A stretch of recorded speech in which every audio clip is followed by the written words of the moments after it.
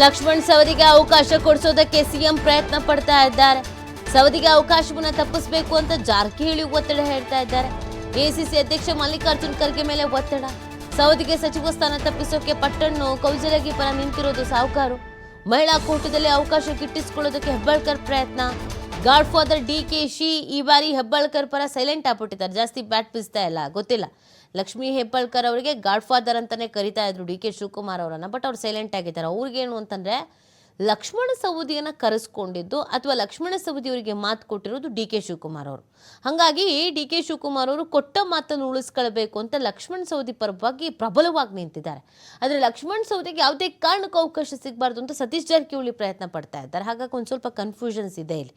ಯಾರನ್ನ ಆಯ್ಕೆ ಮಾಡ್ತಾರೆ, ಹೇಗೆ ಆಯ್ಕೆ ಮಾಡ್ತಾರೆ ಅಂತ.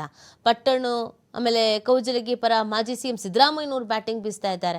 ಹಾಗಾಗಿ ನಾಲ್ವರಲ್ಲಿ ಯಾರಿಗೆ ಸಿಗುತ್ತೆ ಸಚಿವ ಸ್ಥಾನ ಅನ್ನೋದು ಪ್ರಶ್ನೆ ಕುತೂಹಲ ಮೂಡಿಸ್ತಾ ಇದೆ. ಕಾಂಗ್ರೆಸ್ ಹೈಕಮಾಂಡ್ ವರಿಷ್ಠರ ನಡೆ ಯಾರಿಗೆ ಅವಕಾಶ ಕೊಡ್ಬೋದು ಅಂತ.